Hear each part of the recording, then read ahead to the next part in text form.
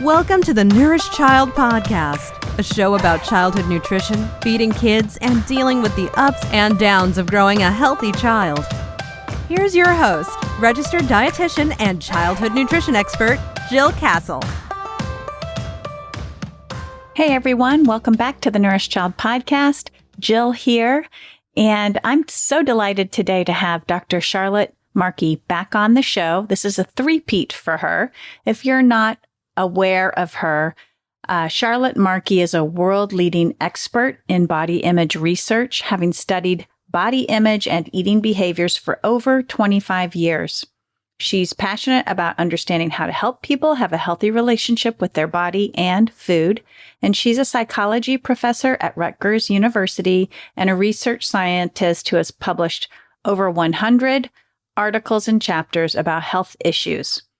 She was on the show in episode number 122, which we talked about her book, The Body Image Book for Girls, which I highly recommend if you have a daughter.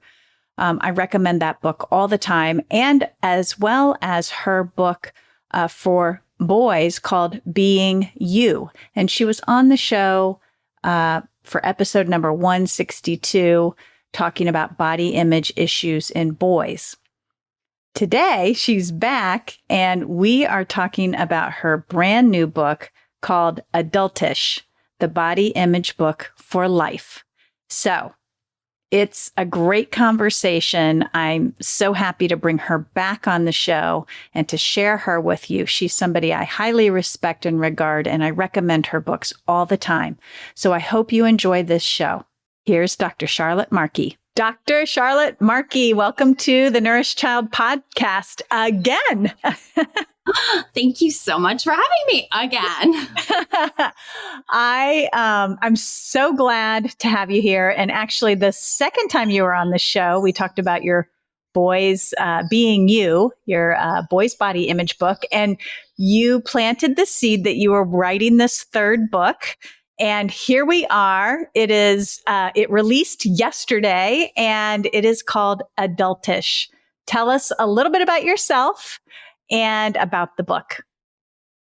Yeah, so I'm a professor of psychology at Rutgers University, and I've been studying body image and eating behaviors for almost 30 years now. So it's been a while. This is the third book in the body image book series, although I've written quite a number of articles and some other books as well.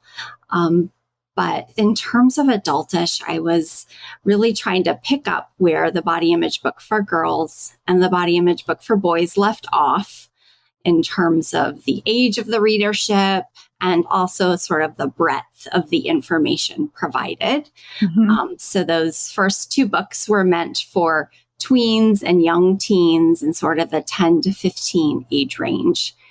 And it was really fun, and I loved writing those. And there was a lot of simplifying and trying to make information super accessible. And yet when I was done, I felt like I had a lot more information I would like to include. And so thus Adultish was born. I love it. And I love the title. When you told me, I don't know, maybe a year or two ago, the title, I was like, it's a perfect title. And tell us again the age range for Adultish.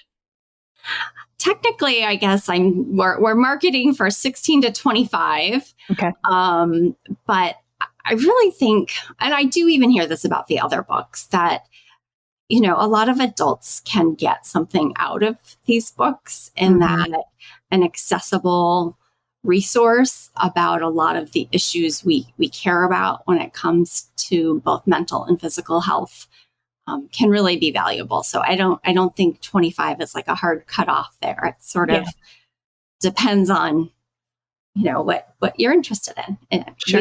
I don't talk about pregnancy. I don't talk about peri or menopause. Mm-hmm. So those sorts of physical changes are not covered in Adultish, but Gotcha.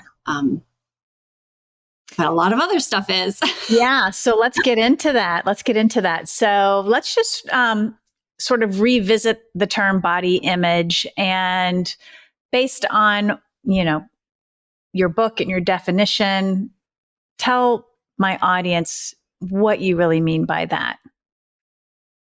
So I take a very broad approach in talking about body image. I don't think of it in terms of just how we think and feel about our appearance. I really think of it in terms of being a central component of our identity and our mental health, because we just know that body image is related to so many health behaviors, what we eat, how active we are, even our substance use behaviors. And we also know that body image is a really strong correlate and predictor of a number of mental health problems like eating disorders. Yeah. And when we hone in on this adultish population, what are you talking about differently than what you talked about in those first two books? So the first two books included chapters on puberty and physical changes that may impact body image. And for Adultish, we're assuming that kids are mostly through that phase, although they may not be entirely, but that content is left in the earlier books. And now we're focusing much more on an age range where young people are making more independent decisions, not just about what they eat, but also in terms of things like their social media use, how they're presenting themselves to the world in terms of any appearance or beauty practices, the relationships that they find themselves in, both with friends and potential partners. So there's sort of the more mature issues that become very central, right, in our late teens and early 20s. Yeah. So speaking of social media, because that is just such a prevalent part of everybody's lives these days. I devoted a whole chapter to social media for my upcoming book. And there's this sentiment that, and maybe we talked about this before, but there's a sentiment that, it's so bad for developing kids and it can be so damaging. And then there's another argument that is, well, this is where you can build community. This is where you can find like-minded individuals, get behind a cause. Is that different for young adults, or are we kind of looking at the same things for them? Is it as damaging potentially as it could be for younger children? I think even in some of my own research that I've published recently, we do find some age effects, meaning that as young people get older, they're a little bit more discerning. They're not quite as vulnerable. It's not to say that social media can't still be problematic, but I do think that with more life experience, with more advanced cognitive development, young people who are in their teens and 20s versus in, middle school are more able to discern if something is realistic, if there's a sales pitch being made, right? If there are other sort of potentially nefarious forces at work in what they're seeing on social media. So they are somewhat less vulnerable. Nonetheless, they're spending a lot of time on social media, right? So, anything you're exposing yourself to for hours a day is going to impact you. And so I think that, as in your book, nearly an entire chapter focuses on social media. I kind of touch on other areas of media a little bit, but I just think that we need to talk about this in terms of being really a public health issue. Like, how are we socializing young people to view social media and take the good from it, right? Connecting with their friends, building community, getting some information they care about. None of those are problematic things. But then not feeling inadequate or bad or following trends that are really potentially dangerous. Yeah. Yeah. I see this even in my arena, and I watch influencers out there, talking about what they would never feed their children, or what they would only feed their children, or just putting such high standards on food choice, or high standards on the interaction around feeding, that it leaves a lot of parents just feeling inadequate. And these are adults, right? Right. These are like grown Right. adults. And they're feeling guilty and shameful and inadequate and less than. And it is, I can only imagine. I mean, I know that it can have potentially really rough effects on young adults who are still in that process where their brain is not completely sort of developed, and they're still trying to identify who they are. Absolutely. And I mean, we know that cognitive development in terms of things like planning and abstract thought is very much still occurring into the mid-20s. Yeah. And so we know that young people, as they're, really reaching out into the world on their own, don't have a ton of life experience still. Yeah. And, have a lot to learn in terms of taking care of themselves, whether that be in terms of how they approach nutrition or physical activity, or even something like sleep. Mm-hmm. Yeah. So body image seeds itself when? Very early, correct? It just starts so early. I mean, none of us are born with a body image, right? It's not this psychological construct. It's not, I wouldn't say it's like personality, which we're very much born with. It's really socialized, right? How we essentially feel about ourselves, how comfortable we are in our own skin, how we position ourselves physically in relation to the contexts around us. We are learning that. We are learning that from a very young age. And we see kids as early as 4 and 5 start to express concerns about their own body image. Mm-hmm. And so I think this is just such a sobering piece of information for parents who are listening out there, that, this does start super early. Oftentimes, parents don't even recognize that their child is having concerns around their body until they're teenagers, when they start to act on those concerns. Mm-hmm. And can you sort of just give us like the bird's eye view of what those actions could be looking like? And then how those actions sort of extend into this adult phase?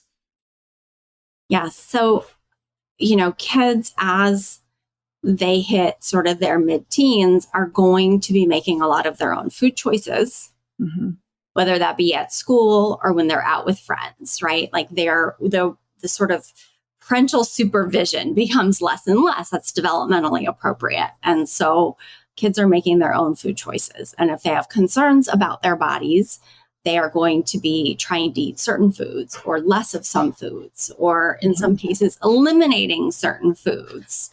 Or as with boys, it may be, bulking up on foods that are high in protein, for example. So it can look different depending on the concern. And that seems to go somewhat with gender identity. Yeah. And physical activity behaviors can also change, right? And we also will see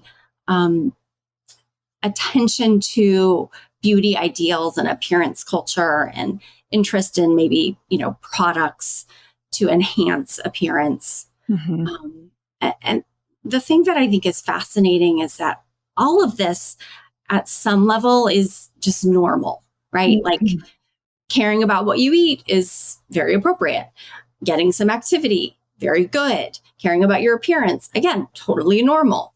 But at some point, it can tip into a place that can become really disordered and problematic. And body image, or body dissatisfaction in particular, is often what precedes that. So So how do you go about, say you're a parent out there, you see, you have a hunch that your daughter or your son is becoming too attentive to their appearance. They're spending hours in the bathroom, working on, I don't know what they're working on, but they're just in the bathroom for a Right. long, long time. Or you see your son just like, checking their bodies, looking in the mirror, trying to eat more protein, doing the protein powders, wanting to bulk up. So you have a hunch as a parent, like, wow, something seems off. Like, I never spent this much time on myself. And so what do you do? Like, what do you do with that hunch? I mean, I think you observe for a little while because it is very difficult to know if this is quote unquote normal, right? And many of us go from having kids who don't want to regularly bathe, for example, right? to having kids who you can't get out of the bathroom. And so it's very normal as a parent to initially think like, this is great. They're taking this whole bathing thing seriously, finally. Right. So I would say, it is okay to observe for a period of time and see, if this seems sort of normative, and check in with maybe your peers, your peer parents who have kids who are similar ages. Mm-hmm. But I would start asking questions of your child sooner rather than later. Mm-hmm. Right. And try to make them non-judgmental questions. Mm-hmm. So it looks like, you've been spending a lot of time in the bathroom. What's going on?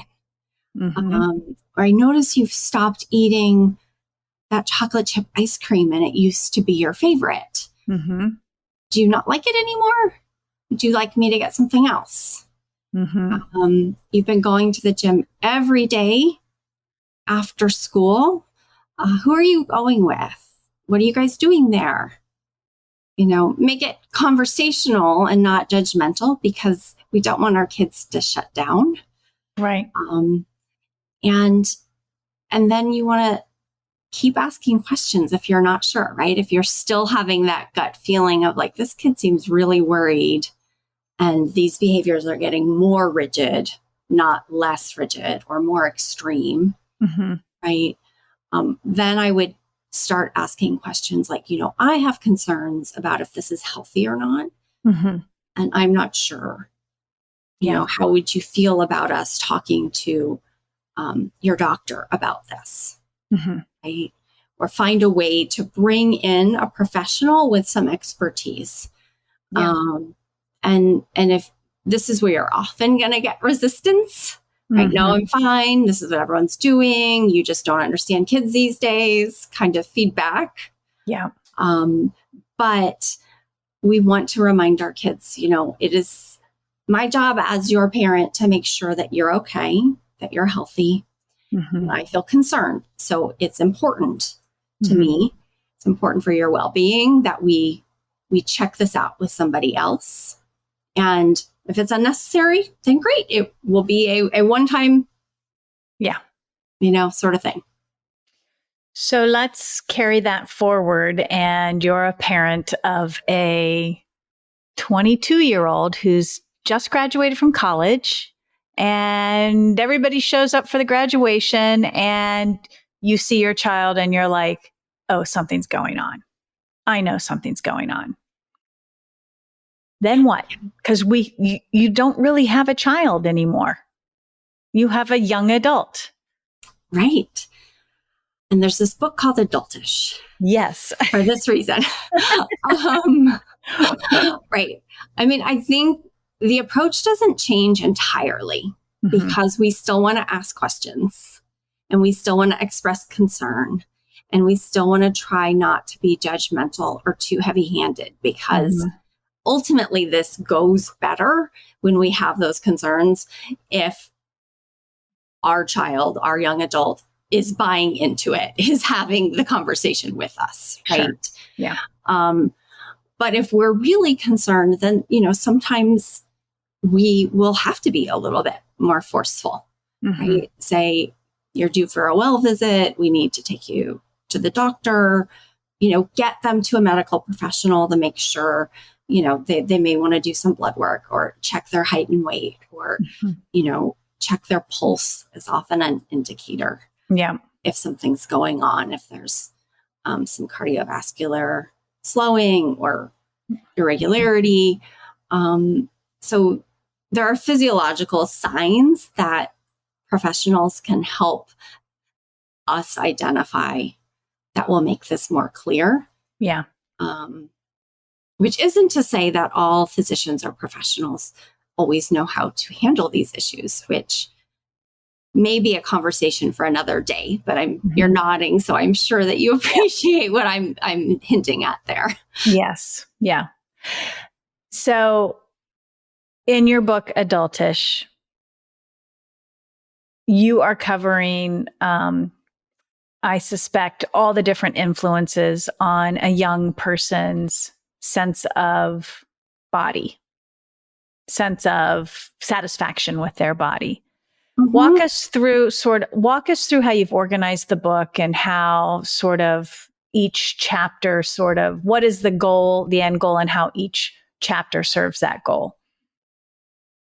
Yeah, as I said, I take a really broad approach to thinking about body image. And so I try to, in each chapter, provide some anecdotal information, some personal narratives to help people find some relatable information that's very accessible. I provide some sort of Q&A segments and myth-busting segments. Again, just to try to keep it very small sort of chunks that are very accessible to read. Yeah. But the themes are, they do vary from chapter to chapter, from sort of a basic nutritional overview of, which can boil down to you can eat all of these things. Yeah. To a certain extent, right? Like this is why you hear that this is good for you because it has, A, B, and C in it, but everything's on the table, literally, I guess, not just figuratively, to an entire chapter about just mental health, right? And how to deal with any sort of mental health issues, how they're related to body image, how to go about pursuing help if you need help, right? So not just for body dissatisfaction or an eating disorder, but we know that anxiety, for example, is correlated with both of those mental health concerns. So how would you pursue treatment for that as well? We have a whole chapter on physical activity because physical activity is both amazing and wonderful for us and also can be problematic if pursued a bit too ambitiously. And one of my favorite chapters that I added in to this book that was not in the earlier books, although there were hints of it, was a chapter on relationships.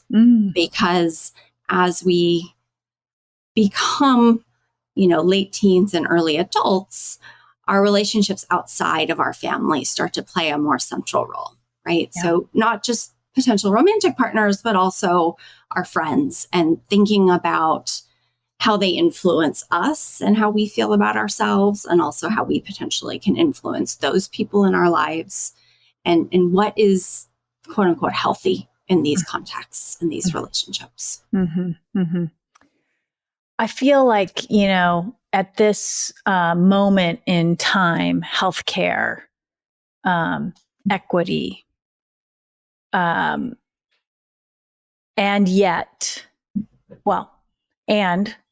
rising mental health concerns, and yet lack of adequate resources sometimes for individuals. I'm finding, I know when I wrote my book, and I don't know if you felt this way too, but I wrote it from a stamp. One of the goals was to provide guidance to parents who may not be able to get the guidance that they need, even if they have the resources and the access. It does not guarantee that our current medical system is able to really address these things as they may have been able to decades ago. Just our current system is one and done, 15 minutes, and that's it. Yeah. And it does not serve individuals who have deeper concerns that may not be presenting as physical disorders or conditions. What are your thoughts about that? Yeah, absolutely. And, access to care and trying to help people get care is something I feel both really passionate about and extremely frustrated by. Mm-hmm. And we've offline talked about this a little bit when we, have people in our lives even who just need resources. Mm-hmm. Because it's, I will always say, like, don't wait to get treatment if you have any concerns, right? Especially if you're a parent and it's something that you can access. It's better, sooner is better than later. Yeah. For the kinds of problems that you and I deal with professionally. Mm-hmm. But you're right, it's just not always accessible.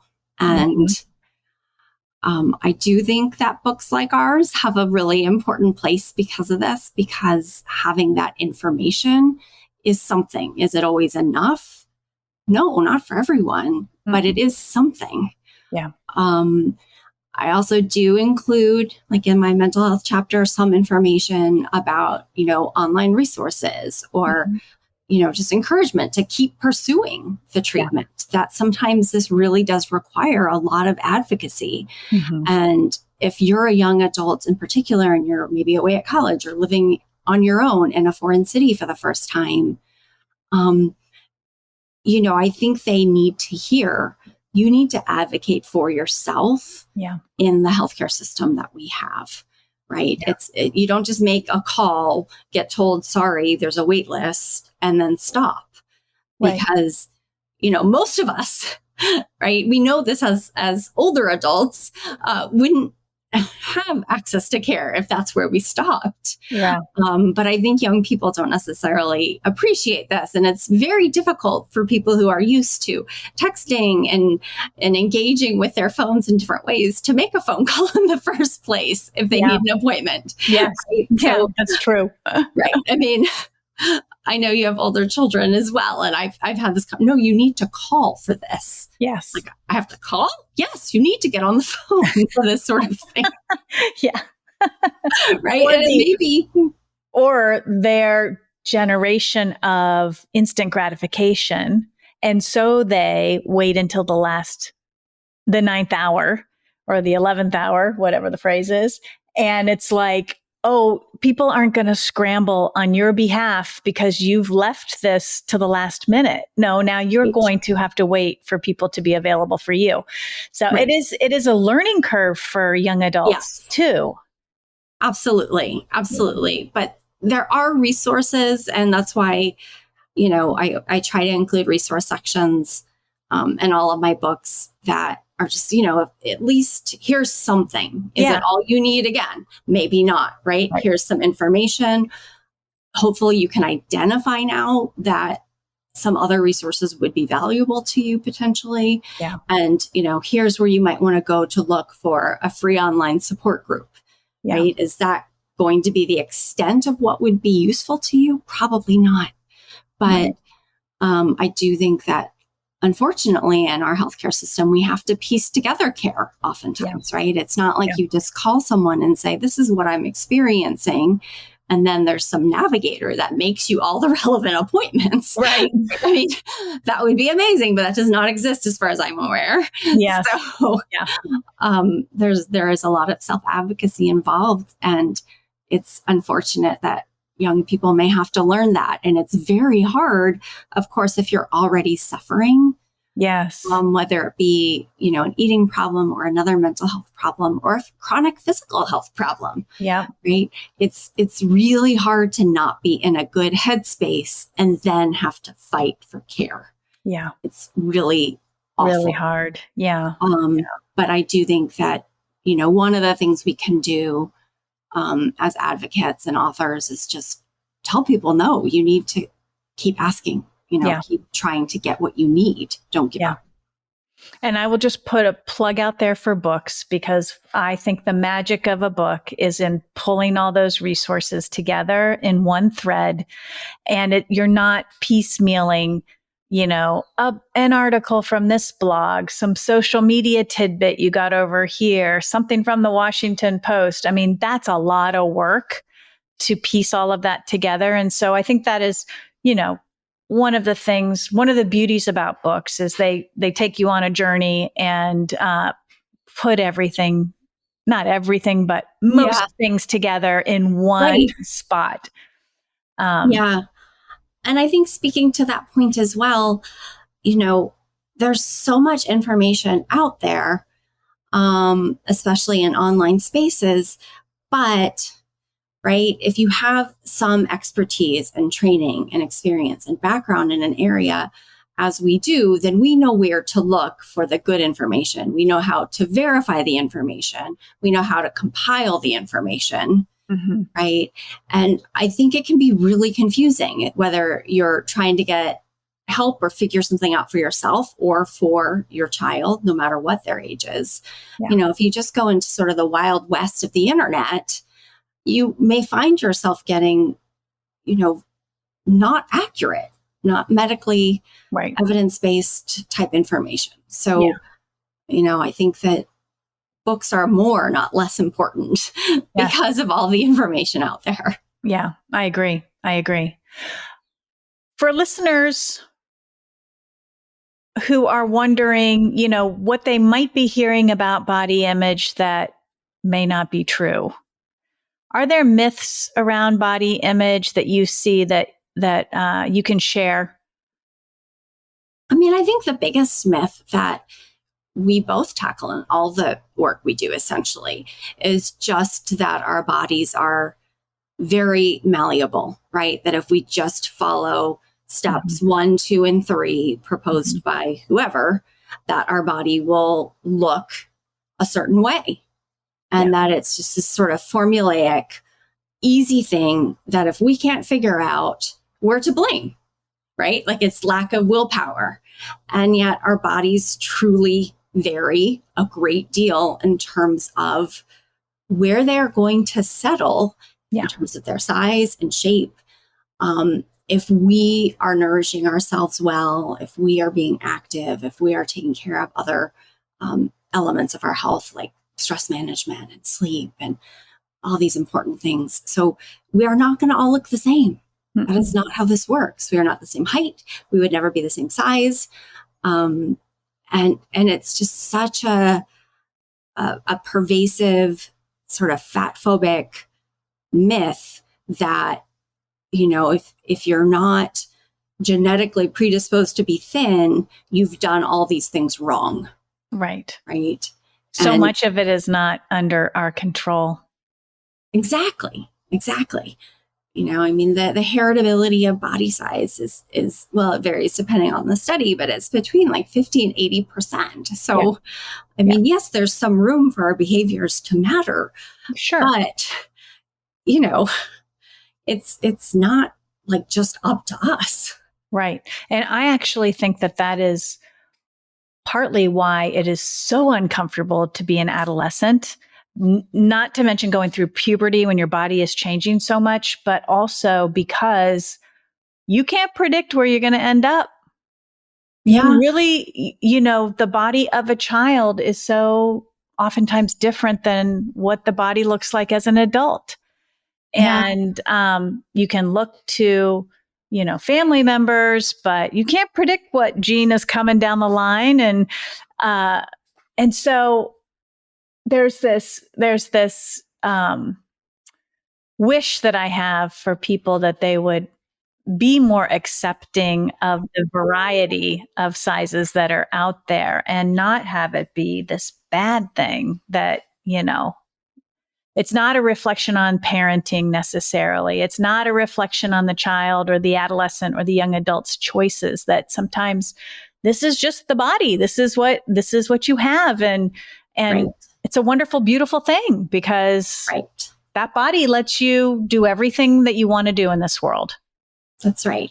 It's just like, I have brown eyes. I wish they were blue. I like blue eyes better, right? I mean, aside from, I guess, getting some contacts, which I've never done for that reason, it's like, that's just what it is. And we all have different eye colors, and I think it's very rare to find two people with like the exact same shade, even if they're genetically related. Yes. And it's something that I find fascinating and interesting and kind of just amazing. And yet it's very difficult in our current cultural context to approach all of our physicality in that way with sort of wonder and appreciation, because we get so many messages that we should look a certain way.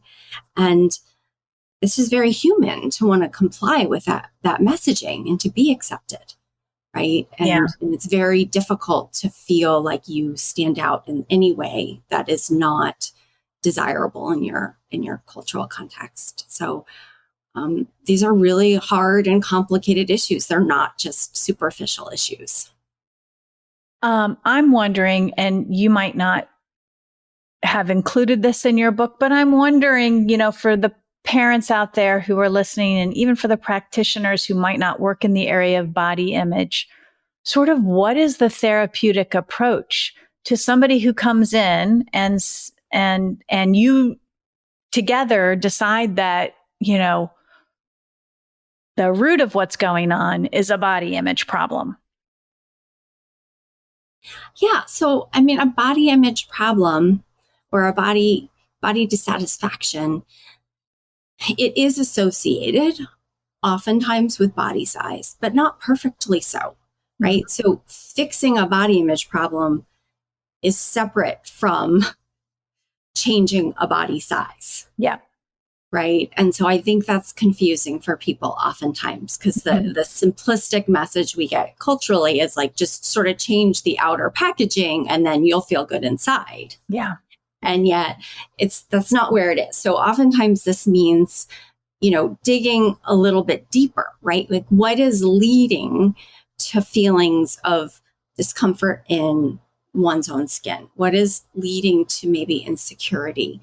What is leading to maybe some self-consciousness? Can we address those issues? Can we sort of build up a sense of confidence more broadly? Can we work on, body appreciation and gratitude and reframing how we view the self, given so many problematic cultural messages, right? Mm-hmm. So I think there's this education piece, making sure that people understand that it is not necessarily them that is the problem. It is the culture that is really, really disordered. Mm-hmm. And if you've never been told that, especially if you're a young person, mm-hmm. right, you can just keep walking through life thinking that it's you. You've done everything wrong. Yeah. And you need more products, or you need more help, or you need more whatever it may be, right? You're mm-hmm. a project. You're something to be fixed. And so I try to be really explicit in all of the books. Like, you are not a never-ending sort of beauty project, right? That should not be what occupies most of your mental space. Yeah. You are much more than that. And you need to understand that the messages around us are really, really problematic. Mm-hmm. And the only way we're going to change those messages is if more of us get on board, right? If more of us understand the problem. And this isn't to say that we're never, we're going to get to a point where no one cares about how you look. Like, I appreciate that's somewhat unrealistic, right? Mm-hmm. But I do think a greater appreciation for diversity, greater appreciation for self-confidence and self-acceptance is really, really important. That we've all had the experience, right, of meeting someone and initially maybe not thinking much of their appearance, and then as you get to know them better and you mm-hmm. appreciate their personality, everything mm-hmm. about them is more interesting and attractive to you. And it can work the other way too, right? Like, we need to all understand that, how we are perceived by others is not just about the actual physicality. It's about our personalities. It's about our sense of confidence. It's about so much more. Yeah. Yeah. Well, I am, since I have 4 kids between the ages of 27 and 22, I'll be buying your books and passing them on. But such a great service to our culture that you've done here with all 3 of your books, really. And I thank you. I'm a huge fan. And I want to make sure my listeners know where to get your book and the other books as well, and how they can just stay in touch with you and follow your work. The easiest thing to do is probably just to go to thebodyimagebook.com, and all of the books are there. They're all on Amazon, and most other places books are sold at this point. I'm on Instagram at Char, CHAR _Markey. And I am on TikTok as well, at Char Markey without the underscore this time. So I am trying to be on those places a bit more. But the webpage is a great place to start, as all the books are there and information and other resources are linked there as well. Well, wonderful. Charlotte, thank you so much for coming back on the show. You're a three-peat. Nobody else has ever been a three-peat. So if my listeners don't know I really like her, then you know now I really like her. Oh, I'm so honored. And I am so excited about your forthcoming book as well. And I hope that maybe we can continue to collaborate and spreading this information to both parents and young people alike. So yeah, me hopefully too. This won't be the last time, right? We'll just keep bugging you every couple of years. That's right. We're just going to keep having some good ideas. That's right. That's right. All right. Well, take care, and thank you again so much. Yes, thank you. Thanks for listening to The Nourished Child, and many, many thanks to Dr. Charlotte Markey for sharing her time and insight for you. We got into a lot of things, a little bit of a recap on body image for girls and boys, but if you've got a young adult in the house, an older teenager to young adult, this is a great book for them. And I'll tell you, I will be buying this book for all 4 of my kids. I'd love them all to have their own copy.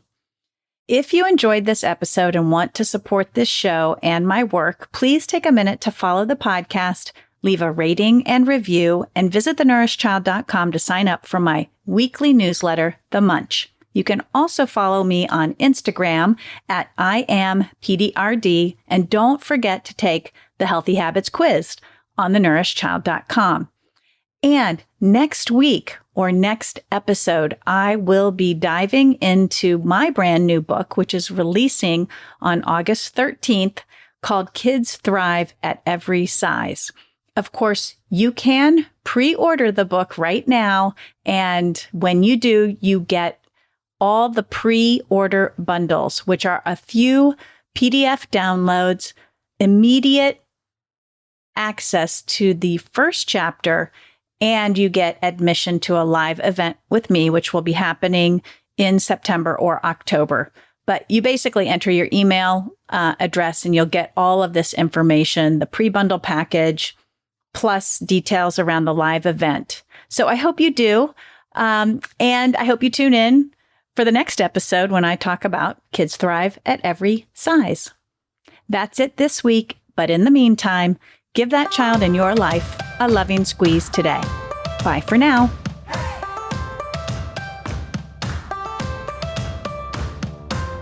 Thanks for listening to the Nourished Child podcast, where the #1 goal is to help you grow a nourished child inside and out.